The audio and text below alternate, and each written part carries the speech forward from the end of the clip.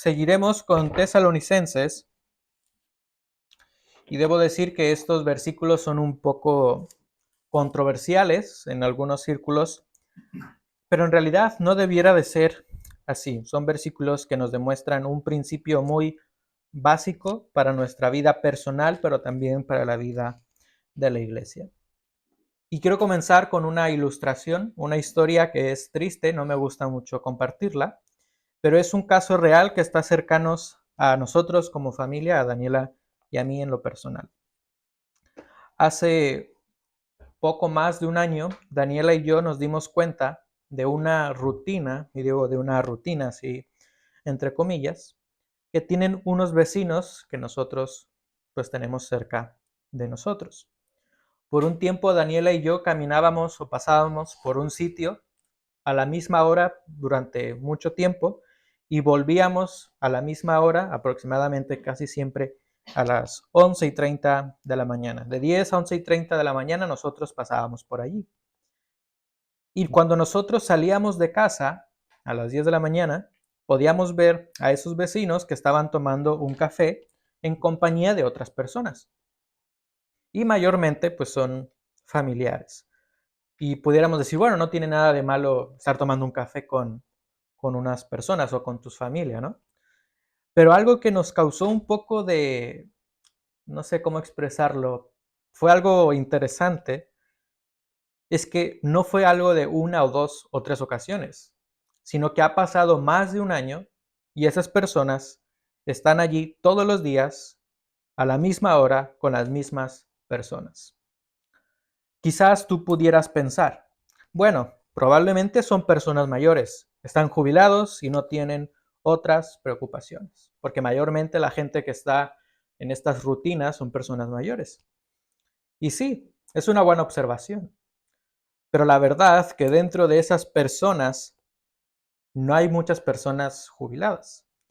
Y en concreto hay una persona joven que no tendrá más de 30 años. Y sobre esta persona joven, yo me he hecho una pregunta, sin el afán de criticar, pero me he hecho la siguiente pregunta. ¿De qué tanto habla todos los días con las mismas personas? Y cabe decir que está con su abuela y con su madre. Yo en lo personal no he tenido una relación muy cercana con mis abuelos, en mayoría porque fallecieron dos, uno antes de que naciera y después, eh, poco después.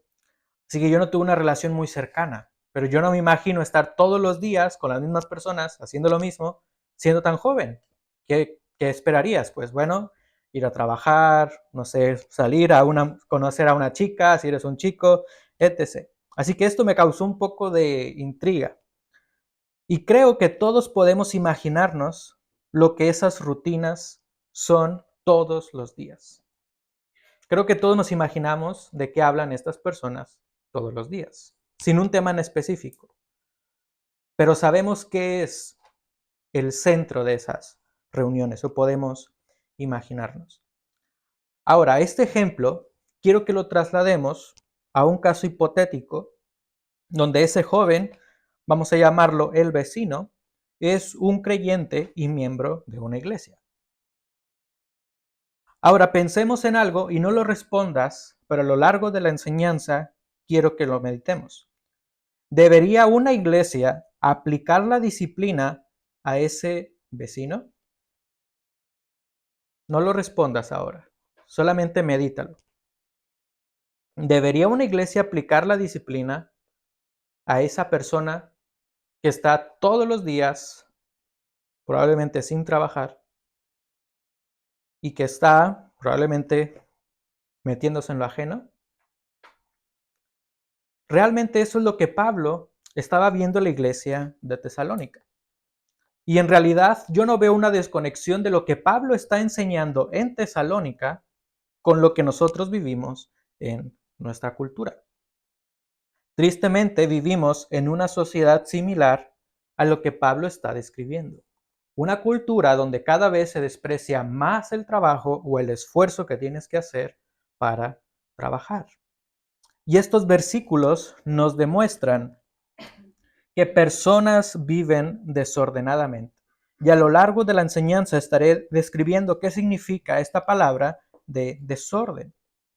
Los versículos nos demuestran que personas viven desordenadamente. Y a su vez, también los versículos nos dicen algo muy importante. Dios nos enseña a través de su palabra sobre la importancia de vivir ordenadamente. Es cierto, personas viven desordenadamente, pero a su vez Dios nos enseña sobre la importancia de vivir ordenadamente. Así que como consecuencia, nosotros debemos exhortarnos unos a otros. Y también a lo largo de la enseñanza estaré explicando qué significa exhortar, porque nosotros tenemos un concepto diferente a lo que realmente quiere decir exhortar. Así que porque Dios nos enseña a vivir ordenadamente, nosotros como iglesia debemos exhortarnos a vivir ordenadamente. Dios nos enseña a vivir ordenadamente y nosotros debemos de exhortarnos unos a otros a vivir de una manera ordenada. Y hoy vamos a hablar sobre la exhortación, exhortándonos para vivir ordenadamente. Ese es el título, exhortándonos para vivir ordenadamente. Y podemos hacernos esta pregunta y la vamos a responder. ¿Cómo exhortarnos para vivir ordenadamente? En primer lugar, lo vemos en los versículos 6 al 10, que debemos recordar las instrucciones. ¿Cómo podemos exhortarnos para vivir ordenadamente? Recordando las instrucciones, que están los versículos 6 al 10. Y son instrucciones, en primer lugar, de parte de Dios. Nota el versículo 6. Ahora bien, hermanos, os mandamos en el nombre de nuestro Señor Jesucristo, que os apartéis de todo hermano que ande desordenadamente, y no según la doctrina que recibisteis de nosotros. Nota que Pablo está describiendo que son mandamientos o instrucciones de parte de Dios. Y nota que dice que hay personas que no siguen la doctrina. Este versículo, Pablo está hablando en el nombre del Señor. Él está hablando por mandato de Dios. Y la semana pasada vimos un poco acerca de la conciencia canónica. Esto quiere decir que los escritores de la Biblia sabían que lo que escribían era palabra del Señor. Pero Pablo recuerda a los tesalonicenses que ellos deben apartarse de aquellos que viven o andan desordenadamente, pero que también no siguen la doctrina. Pasa, Lázaro. Pablo está recordando a los tesalonicenses aquellas personas que viven desordenadamente, pero que no siguen la doctrina. Nota que no es simplemente una acción, es algo que tiene una raíz más profunda que simplemente dejar de trabajar. Porque Pablo está relacionando la acción con no recibir la doctrina. Pablo está resaltando a los tesalonicenses que hubieron personas que no recibieron la doctrina. Ante esto pudiéramos preguntarnos, ¿a qué enseñanzas en realidad Pablo se está refiriendo? Algunos ven una conexión entre la venida de Jesucristo con el deseo de algunas personas de dejar de trabajar. Pero pareciera ser que no hay una conexión totalmente entre estos dos temas. Realmente no hay una respuesta exacta para determinar qué enseñanza en su totalidad recibieron a la que Pablo se está refiriendo en este caso en concreto. Sin embargo, sí podemos tener ciertas pistas a lo que Pablo se refiere a la enseñanza. Y notemos primero a los Tesalonicenses 4, versículos 11 al 12. Primero a los Tesalonicenses 4, 11 al 12. Recordemos que en primero a los Tesalonicenses 4, Pablo está animando a vivir una vida en santidad, posteriormente a vivir una vida en amor fraternal, y continúa diciendo, versículo 11, ya que tengáis por vuestra ambición el llevar una vida tranquila y os ocupéis en vuestros propios asuntos. Y recordad que cuando prediqué sobre esto, Pablo estaba diciendo, tienes que enfocarte en lo tuyo, que es tuyo. Esa es la palabra griega, tuyo, tuyo, de nadie más, a lo que solamente te concierne a ti. Que os ocupéis en vuestros propios asuntos y trabajéis con vuestras manos, tal como os hemos mandado. Así que nota, en segunda a los tesalonicenses menciona que ya habían recibido la instrucción, y en segunda a Tesalonicenses, ¿a qué se refiere? A primera a los tesalonicenses. Pero en primera a los tesalonicenses, Pablo vuelve a decir que ya lo había mandado. Así que antes también de la primera carta ya habían escuchado sobre el trabajo. Así que no era solamente información que recibieron de las cartas, sino de enseñanza personal de Pablo. Y nota el versículo 12, a fin de que os conduzcáis honradamente para con los de afuera y no tengáis necesidad. Así que no era la primera vez que los tesalonicenses aprendieron sobre la enseñanza de trabajar. Por otro lado, notemos que Pablo está ligando andar desordenadamente con no seguir la doctrina. Andar desordenadamente es el efecto. ¿Cuál es la raíz, la causa del problema? No seguir la doctrina. Así que si Pablo se refiere a la enseñanza de trabajar como una doctrina, ¿es acaso una doctrina relevante para el creyente hoy en día? Pablo está relacionando las consecuencias o los efectos de no trabajar con una doctrina. Desde luego que sí es una verdad fundamental para nosotros, porque no es algo que es un efecto o una consecuencia del pecado. Es algo que estaba desde la creación. Veamos lo que dice Génesis 2:15. Génesis 2:15. Entonces el Señor Dios tomó al hombre y lo puso en el huerto del Edén para que lo cultivara y lo cuidara. La palabra cultivar realmente es trabajar. Es la palabra trabajar para nosotros. Y algo interesante es que esta palabra en el hebreo habla sobre abad, o es la palabra abad, que tiene diferentes connotaciones o diferentes matices. Esta palabra también se usa en Éxodo 35:24 cuando personas están construyendo el tabernáculo. Voy a leer este versículo, pero pon atención, Éxodo 35:24. Todo aquel que podía hacer una contribución de plata y bronce trajo la contribución reservada para el Señor. Y todo el que tenía madera de acacia para cualquier obra del servicio la trajo. Así que en Éxodo 35 la palabra abad es servicio. Génesis 2:15 la palabra cultivar es trabajo. Éxodo 35 es servicio. Y otra palabra, o esta misma palabra, se usa en el tiempo de Salomón cuando él instruye a los sacerdotes y a los levitas con su servicio para adorar a Dios. Segundo libro de Crónicas 8:14. Lo voy a leer también. Y conforme a las ordenanzas de su padre David, designó las clases sacerdotales en sus servicios, a los levitas en sus deberes de alabar y ministrar delante de los sacerdotes. Ministrar es la misma palabra, tanto que aparece en Génesis 2:15, Éxodo 35 y segundo de Crónicas 8:14. Así que esta palabra, abad, en el hebreo, tiene muchas connotaciones, pero el significado es más profundo de lo que nosotros creemos. En algunas ocasiones se traduce como servicio, los levitas. En otras ocasiones se usa como adoración, los sacerdotes adorando a Dios. Y en otros contextos se refiere al trabajo. Así que, ¿qué quiere comunicar esta palabra? Que el trabajo es una forma de servir y adorar a nuestro Dios.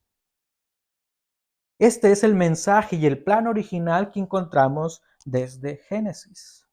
El diseño original de Dios para nosotros es que no haya división entre nuestro trabajo y nuestra adoración a Él. Vivimos en un mundo, en una cultura evangélica, tristemente, que hace una distinción entre el trabajo, como de una forma secular, y una desconexión entre tu adoración a Dios. Pero para Dios no hay desconexión. Tu trabajo es una forma de adorar a Dios, porque Él nos creó para reflejar su gloria. Él le dio esta tarea a Adán para que a través de ese trabajo de cultivar el Edén, refleje la gloria de Dios en la tierra. Dios creó al hombre a su imagen para ser comisionado para conservar y proteger la creación de Dios. Por eso Adán tenía la tarea de adorar a Dios con lo que hacía, porque estaba protegiendo la creación de Dios. Estaba contribuyendo a la buena creación de Dios. Lo que Adán hacía en el Edén no era simplemente cultivar, era adorar a Dios por la grandeza que Él es. Adán era un mayordomo de Dios. Él gestionaba, protegía la creación de Dios. Así que el trabajo es una forma de adoración a Dios. Por esto Pablo le da una gran importancia a este tema. Porque con tu trabajo tú estás adorando a algo. ¿Estás adorándote a ti mismo, al dinero, o estás adorando a Dios? Así que Pablo hace hincapié en esta gran importancia. El trabajo es una instrucción de parte de Dios, pero también vemos que hay instrucciones por parte de otros. Podemos exhortarnos recordando instrucciones de Dios, pero instrucciones de otras personas. En los versículos 7 al 10, Pablo está hablando de su persona, de cómo él está haciendo un ejemplo a los demás. Él está instruyendo a los demás, en primer lugar, con su ejemplo. El versículo 7 nos menciona, pues vosotros mismos sabéis cómo debéis seguir nuestro ejemplo. ¿Cómo debéis seguir nuestro ejemplo? Pablo declara que para los tesalonicenses no es extraño reconocer su ejemplo entre ellos. Ellos sabían que Pablo era un modelo. Y realmente eso es lo que quiere decir ejemplo. La palabra ejemplo en el versículo 7 y 9 quiere decir imitar. Nota que en el versículo 9 también lo menciona. No porque no tengamos derecho a ello, sino para ofreceros como modelo a vosotros, a fin de que sigáis nuestro ejemplo. Ejemplo quiere decir imitar o una copia. Así que Pablo enseñó con su ejemplo para que sirviera como modelo. Y la palabra modelo quiere decir un patrón o una réplica. Es como cuando en una fábrica se está produciendo un producto, vamos a suponer que es algo de plástico, tienes un molde, un modelo. Ese es el patrón, ya lo tienes, este molde pasa todos los productos químicos y tienes ese modelo. Pero con este patrón formas también otro modelo idéntico y así se va en consecuencia. Así que Pablo está mencionando que él está instruyendo con su ejemplo para que sirva como un patrón, que sirva como una réplica que los tesalonicenses deben de seguir. Así que Pablo enseña con su ejemplo, pero también enseña con sus palabras. Notemos en el versículo 10. Porque aun cuando estábamos con vosotros, os ordenábamos esto. Notemos que Pablo enseña con su ejemplo y con sus palabras. Notemos que él menciona os ordenábamos. Él ordenó. Y para nuestra cultura pudiera ser algo extremista ordenar a alguien que si no trabaja, que no pueda vivir sin sus necesidades, que viva sin sus necesidades básicas. Para nosotros sería algo extremista, pero ¿cómo te atreves a decir esto? Si alguien no trabaja, no puede ni siquiera comer. La cultura en la que vivimos enseña que todos tienen derecho a las necesidades básicas de la vida. Y en efecto, todos deben tener las mismas oportunidades para obtener los recursos indispensables para vivir. Pero, aquí viene el pero, la cultura no hace hincapié en las obligaciones y responsabilidades que tienes por tus derechos. Es un principio legal. De un derecho se emanan obligaciones y responsabilidades. Así que la cultura enseña mucho sobre los derechos, pero ¿dónde están las obligaciones y las responsabilidades de cada persona? Y ahora bien, ¿por qué entre los creyentes es importante hablar de esto? Nosotros pudiéramos pensar, bueno, eso no tiene relevancia para nosotros. ¿Por qué la iglesia tiene que hablar sobre el trabajo? ¿Por qué la iglesia tiene que meterse en la vida laboral de una persona? Por un principio básico. Porque el trabajo es una forma de adorar a Dios. Dios creó el trabajo para que pueda reflejar su gloria. Y aquellas personas que no desean trabajar, que desean vivir en la vagancia, no están reflejando lo hermoso que es la gloria de Dios con sus acciones. Así que no es simplemente la acción de no trabajar, es la raíz del problema. Porque el trabajo es una forma de adorar. Adorar a Dios, adorarte a ti mismo, adorar o adorar el dinero. Si no vives para reflejar la gloria de Dios, que ese fue el propósito de la creación del ser humano, ¿qué sentido tiene para ti la vida? Y esto involucra todas las áreas de nuestra vida. Si no vives para reflejar la gloria de Dios, estás viviendo para reflejar quién eres tú, tus placeres y no para Dios.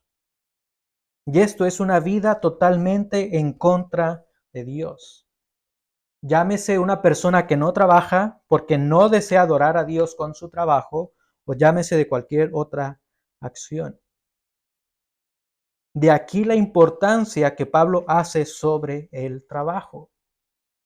El trabajo debe reflejar la gloria de Dios porque así era desde el principio. Así que ahora podéis ver la importancia de la pregunta que hice al principio. ¿Sería necesaria la disciplina en la iglesia para corregir a una persona vaga? Creo que ahora pudiéramos entender un poco más de lo que implica esta pregunta. No querer trabajar es algo serio. Cuando una persona se niega a trabajar, está violando el diseño original de Dios. Está diciendo, Señor, yo no quiero adorarte con mi trabajo. Debemos exhortarnos recordando las instrucciones de Dios, pero también exhortarnos con los ejemplos que tenemos de personas maduras en la fe. Y otra manera de exhortarnos es reconociendo a quienes viven en desorden. Y este es el segundo lugar. ¿Cómo exhortarnos? Reconociendo a quienes viven en desorden. Versículos 11 al 12. Porque oímos que algunos entre vosotros andan desordenadamente. Oímos que algunos entre vosotros andan. Ahora, esta palabra de andar se refiere a una rutina o a un hábito. Este versículo hace alusión a que personas viven o que se comportan de cierta manera como un hábito en sus vidas. Y siguiendo con el versículo, podemos reconocer cuál era este hábito que Pablo está describiendo. Así que debemos reconocer a personas que viven en desorden, reconociendo sus acciones. El versículo 11 nos dice, oímos que algunos entre vosotros andan desordenadamente. Y la palabra desordenadamente que Pablo está usando es una palabra muy importante porque solamente aparece en 2 ocasiones en todo el Nuevo Testamento. La primera ocasión está en el versículo 6 de este mismo capítulo y la segunda en el versículo 11, perdón. Así que esta palabra no hace alusión al efecto del desorden. No solamente se refiere al efecto del desorden, sino que también se refiere a la causa que origina ese desorden. En otras traducciones, el desorden se traduce como ociosidad o pereza. Así que Pablo está hablando específicamente hacia las personas ociosas. La palabra desorden tiene una implicación sobre la causa del desorden, no en el efecto, en la causa. Y una persona que ha escrito un libro muy interesante se llama Tom Nelson, y aquí tengo este libro, que es muy bueno. Por lo menos sé de 3 personas que habéis leído este libro, y mucho de lo que estoy mencionando está aquí. Y él menciona algo muy interesante, lo voy a decir. La pereza es el reflejo de que el diseño de Dios para nuestras vidas y para su buena creación ha sido corrompida. La pereza es el reflejo de que el diseño de Dios para nuestras vidas y para su buena creación ha sido corrompida. El pecado ha distorsionado también nuestra perspectiva sobre el trabajo. Ha distorsionado el diseño original de Dios para nuestras vidas.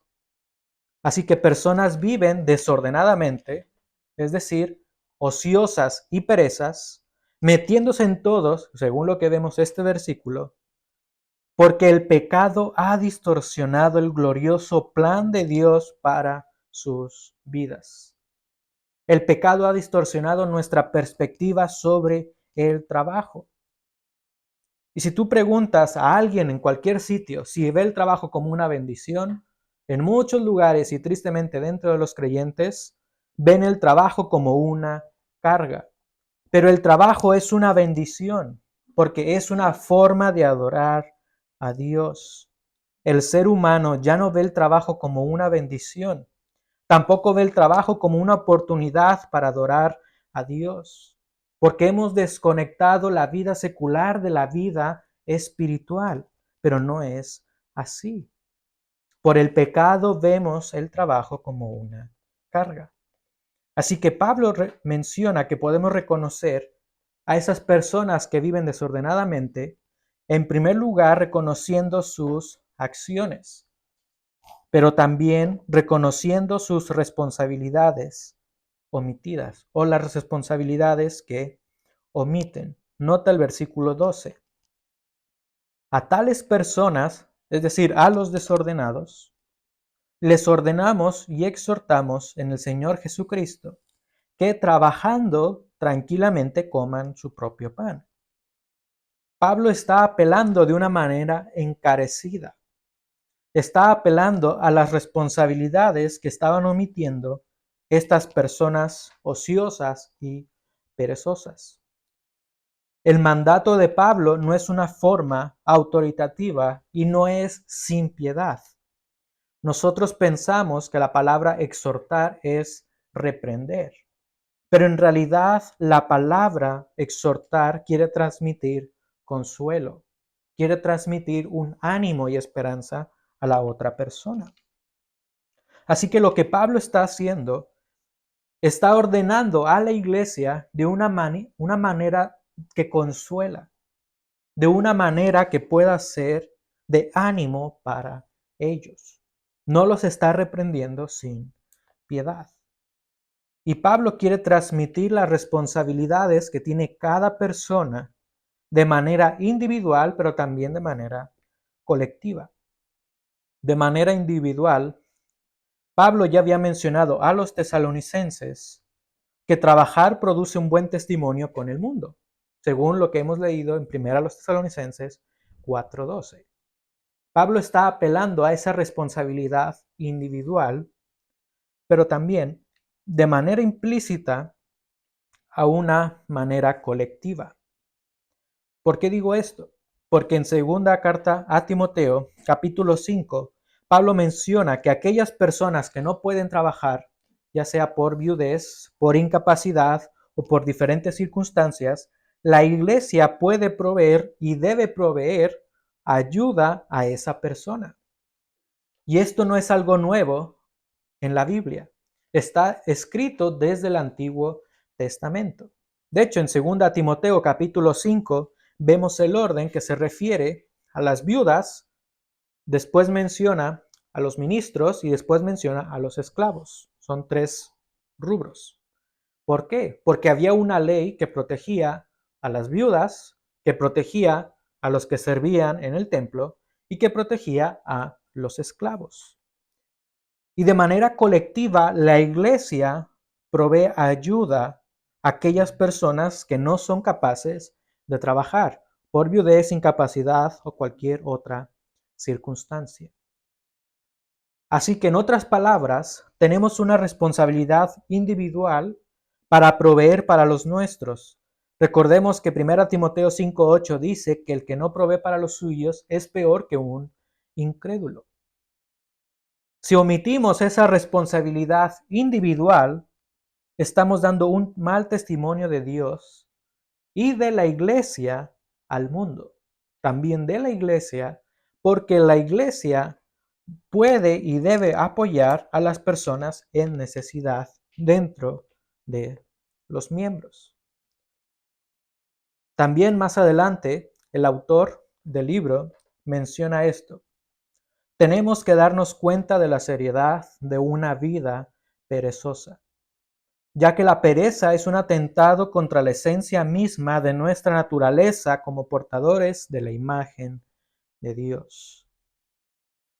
Nuevamente lo digo, tenemos que darnos cuenta de la seriedad de una vida perezosa, ya que la pereza es un atentado contra la esencia misma de nuestra naturaleza como portadores de la imagen de Dios. En otras palabras, tú tienes una responsabilidad. Tu responsabilidad es reflejar la gloria de Dios en todas las áreas de tu vida. Y eso está involucrada la vida laboral. Porque Dios da la oportunidad de trabajar para adorarle. Así que no trabajar y la ociosidad, la pereza de algunos de los tesalonicenses no era la causa de la disciplina.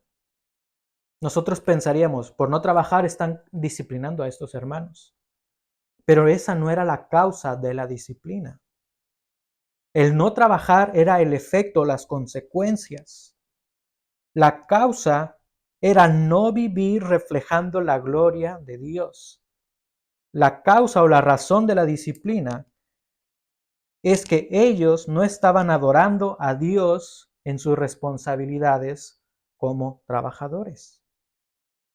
Y no aceptar la responsabilidad que tenían como portadores de la imagen de Dios. Así que nuevamente lo menciono. El no trabajar no era la causa de la disciplina. La causa era que ellos no eran responsables como portadores de la imagen de Dios. Así que el problema de la ociosidad y de la pereza va más allá de la cultura. Va más allá de la cultura. Y dejemos de pensar que esto es simplemente un pecado sin ninguna causa importante. No es un pecado superficial. El problema con este pecado es no aceptar la responsabilidad que tenemos como portadores de la imagen de Dios. Porque con tu trabajo estás reflejando o no a Dios. El trabajo es un medio de adoración a Dios. Así que Pablo anima a estos creyentes a que reconozcan a quienes viven en desorden. Los vas a reconocer con sus acciones, pero yendo más hacia allá, los vas a reconocer por las responsabilidades que ellos omiten en su vida espiritual. Debemos exhortarnos recordando las instrucciones que hemos dicho que son de parte de Dios a través de otras personas, pero también reconociendo a quienes viven en desorden. Y en último lugar, es importante exhortándonos o exhortarnos recordando la implicación de la iglesia. Y esto es el tercer lugar. ¿Cómo podemos exhortarnos? Recordando la implicación de la iglesia. Versículos 13 al 15. Versículos 13 al 15.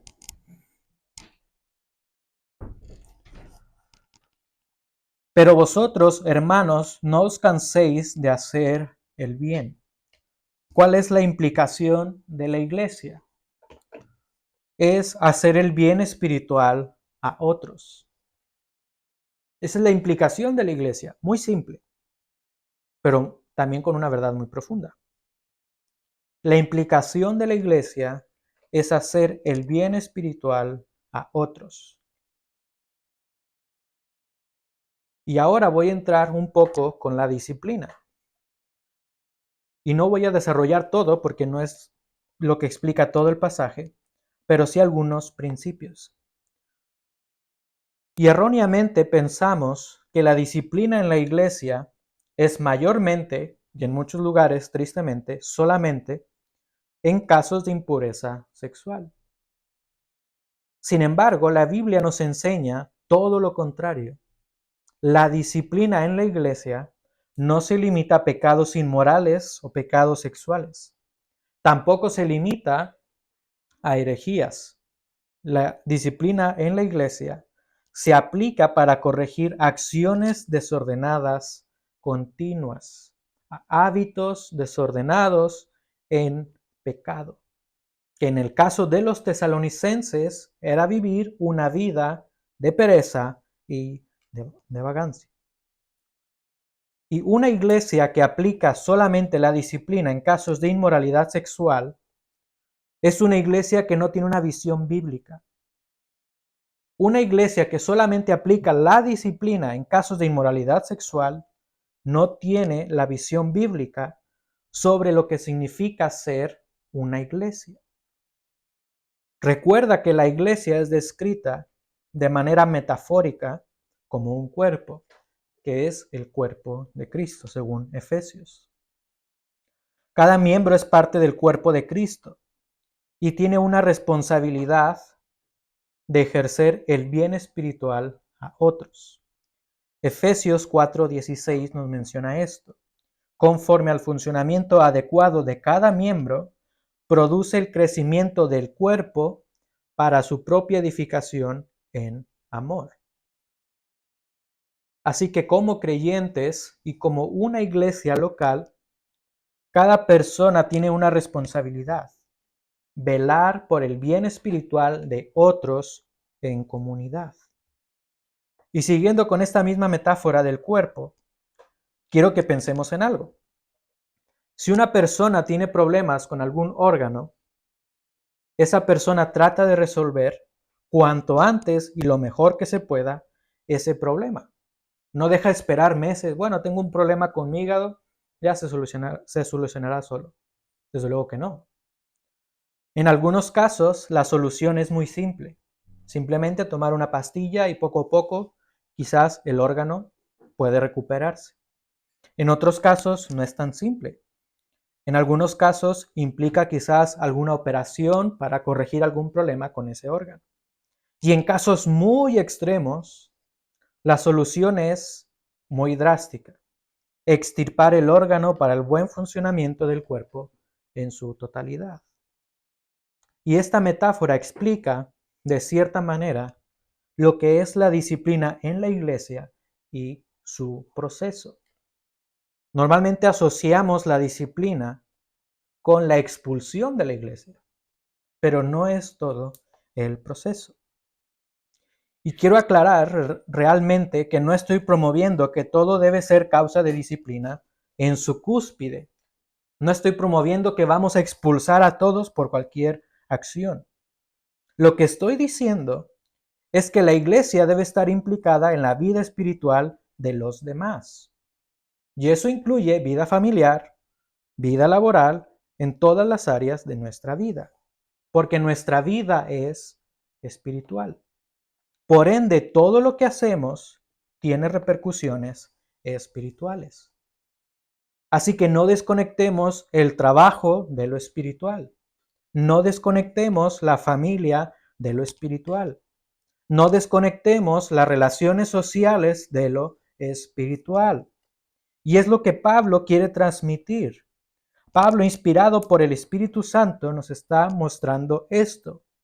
La iglesia debe estar implicada en la vida espiritual de los miembros. Y eso implica todas las áreas de nuestra vida. Porque nuestra vida es espiritual en Cristo. Así que la iglesia debe estar implicada en la vida espiritual que incluye todas las áreas de nuestra vida. También, mayormente, las personas que ya tienen muchos años en el Evangelio, cuando escuchan la palabra disciplina, la asocian inmediatamente con expulsión. Y realmente esa no es una visión correcta de la disciplina de la iglesia. La expulsión sí es parte de la disciplina, pero es parte del proceso cuando una persona deliberadamente no quiere arrepentirse. Este es el punto final al que no se quiere llegar en la disciplina en la iglesia.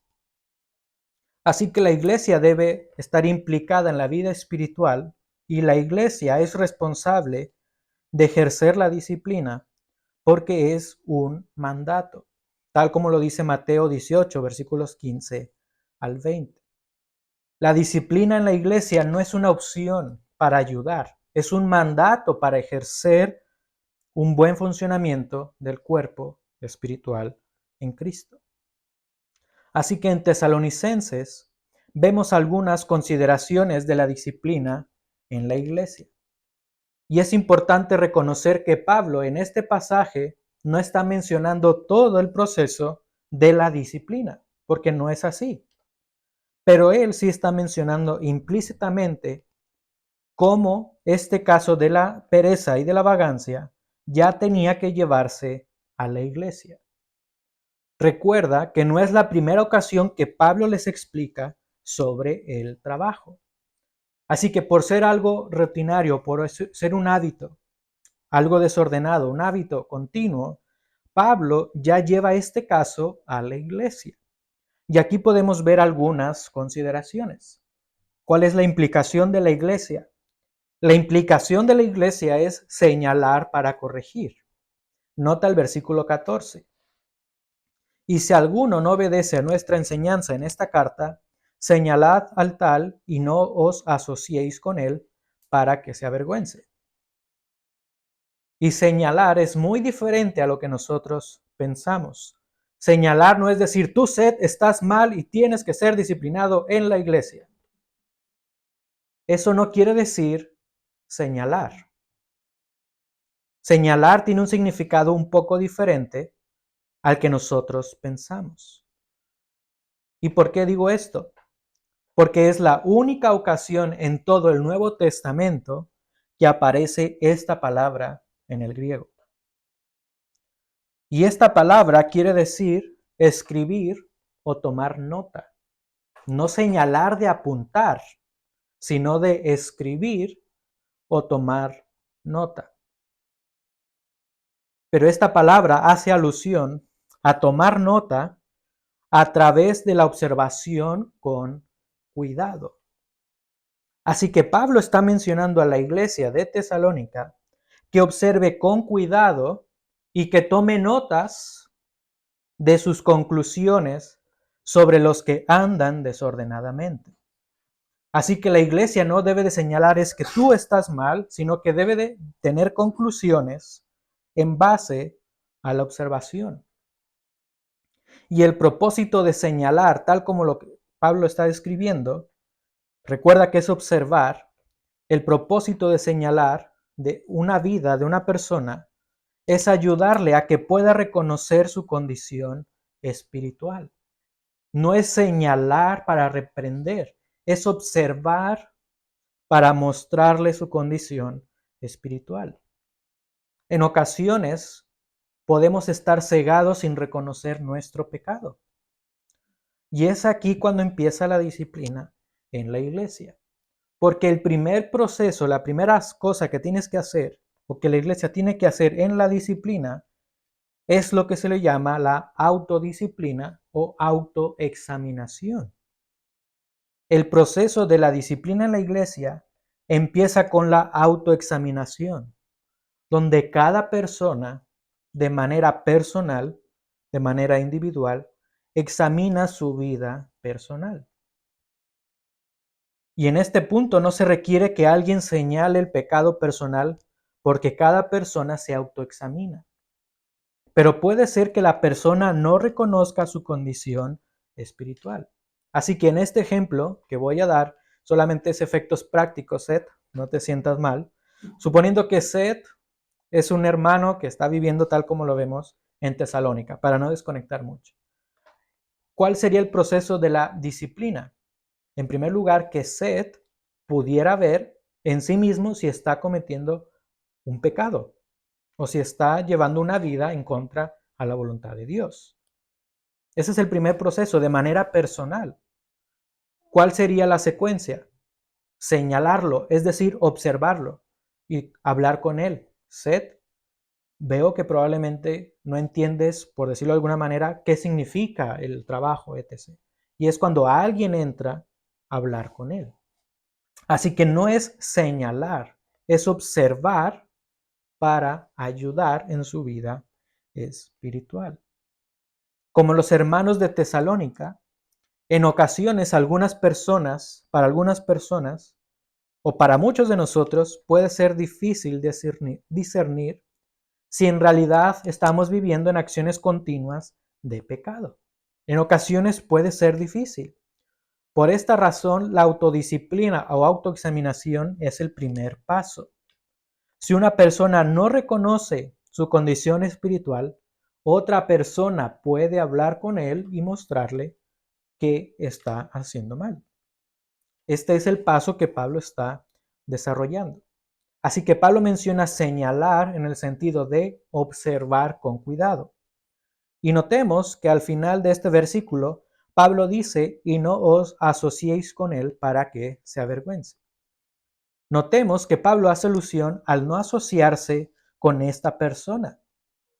Así que pareciera ser que en este caso en particular, esta causa de disciplina ya se había llevado a la iglesia y estas personas no habían cambiado o no estaban cambiando sus hábitos continuos en pecado. El proceso de la disciplina en la iglesia es el que he mencionado. Autoexaminación, posteriormente observar y hablar con la persona. En tercer lugar, si la persona sigue sin ver su condición espiritual. En tercer lugar, hablar con esa persona con 2 o 3 testigos. Y si la persona no reconoce su pecado y vive deliberadamente en ese pecado, omitiendo lo que dice las otras personas, se lleva el caso a la iglesia. En quinto lugar, si la persona aún así no reconoce su condición espiritual, se llega al caso extremo de la expulsión. Y si se expulsa a esa persona y recapacita, el proceso termina en la restauración. Así que Pablo parece indicarnos que este caso de disciplina en la iglesia ya había llegado a su cúspide, en la que las personas vivían deliberadamente en el pecado y no reconocían su condición espiritual. Y nota que este versículo menciona, no os asociéis con él para que se avergüence. Y avergonzarse en este contexto no es el simple hecho de que no queremos que alguien conozca algo de nosotros. No es esto. Un ejemplo podría ser como en las películas, que en algunos casos hay personas que están en la playa o en el río, en cualquier lugar, en la piscina. La persona se desviste, entra al río y una persona de lejos llega, le quita la ropa y se va corriendo. Y le esconde la ropa o lo que sea. ¿Qué pasa con esa persona que está en el río o en la piscina? Sale y está avergonzado porque no tiene su ropa. Se siente deshonrado porque no tiene con qué cubrirse. Y esto es realmente lo que quiere decir avergonzarse, sentir deshonra. Pablo describe la vergüenza por sentirse deshonrado. Y esta es una de las razones de la disciplina en la iglesia. Corregir reconociendo que hay deshonra por un hábito pecaminoso. Así que la disciplina en la iglesia debe de estar presente para señalar y corregir, para que la persona reconozca su condición espiritual, que la persona vea que está deshonrando a Dios con sus hábitos pecaminosos, pero también está presente para amonestar en amor. Nota el versículo 5. Sin embargo, no lo tengáis por enemigo, sino amonestadle como a un hermano. Pablo menciona que la disciplina en la iglesia promueve la amonestación como a un hermano. Y nuestro pensamiento sobre amonestar también es muy diferente a lo que Pablo quiere transmitir. Si hemos dicho que señalar no es apuntar o juzgar, sino es observar, amonestar también tiene un significado diferente. Amonestar quiere decir advertir o aconsejar, instruyendo. Aconsejar o advertir, instruyendo. Y hay varios ejemplos que Pablo describe. Primero a los Corintios 4:14. Nota este ejemplo. Amonestar quiere decir aconsejar o advertir, instruyendo.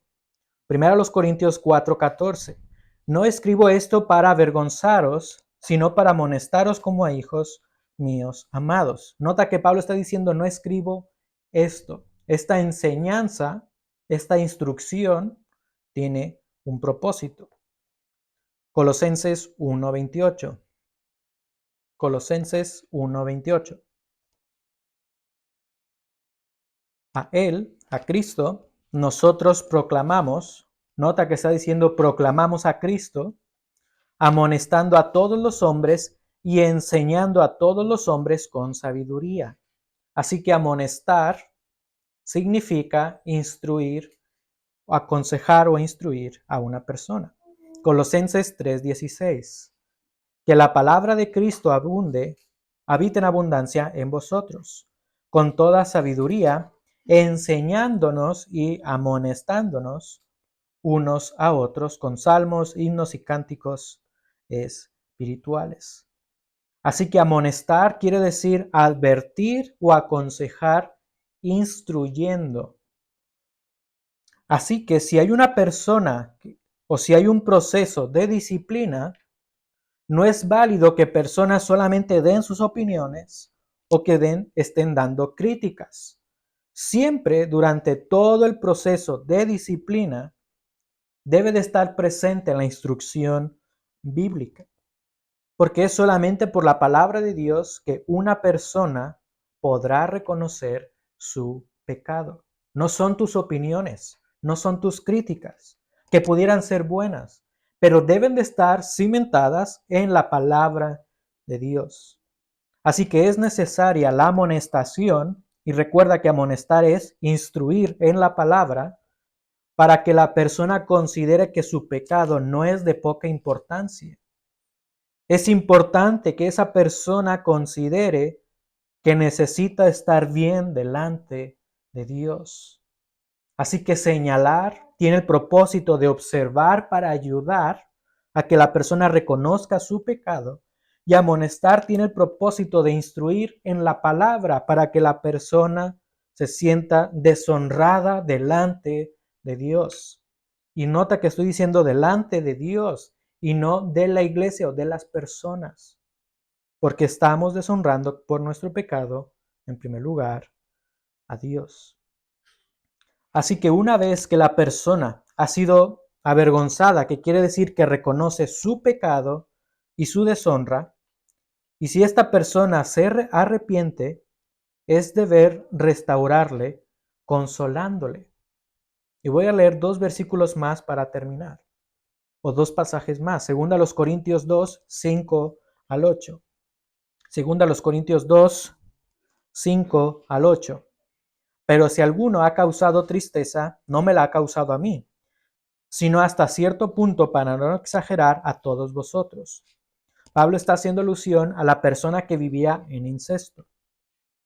Es suficiente para tal persona este castigo que le fue impuesto por la mayoría. Así que, por el contrario, vosotros más bien debierais perdonarlo y consolarlo, no sea que en alguna manera esté abrumado por tanta tristeza. Por lo cual os ruego que reafirméis vuestro amor hacia él.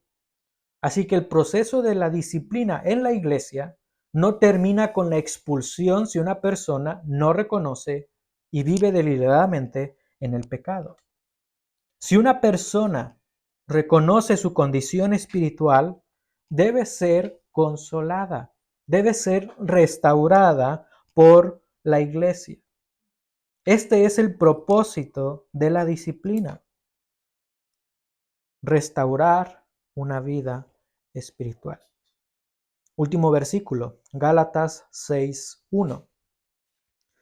Hermanos, aun si alguno es sorprendido en alguna falta, vosotros que sois espirituales, restauradlo en un espíritu de mansedumbre, mirándote a ti mismo, no sea que tú también seas tentado.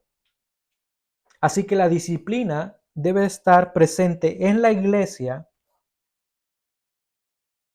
para señalar y corregir y amonestar en amor. Todo debe de ser en amor. Así que teniendo una visión clara del trabajo y de la implicación de la iglesia en la vida de los hermanos en la fe, viendo todo esto, yo creo que no consideraríamos como extremista el hecho de disciplinar a una persona que vive desordenadamente, es decir, en la ociosidad y en la vagancia. Como iglesia podemos exhortarnos para no vivir desordenadamente. Este es el propósito de la disciplina. Y nota que la disciplina no tiene el sentido de expulsar, sino restaurar a una persona. Para los tesalonicenses, la vida desordenada era la ociosidad y la vagancia. Para nosotros, quizás vivir desordenadamente puede ser tener otros hábitos que no reflejen la gloria de Dios. No necesariamente una vida ociosa.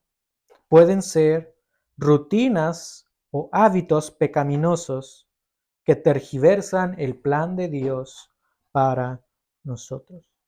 Así que más allá de identificar si somos ociosos, si somos perezosos o si no trabajamos, la importancia que quiero que concluyamos hoy es identificar si hay algún hábito o rutina en nuestras vidas que impiden que demos gloria a Dios.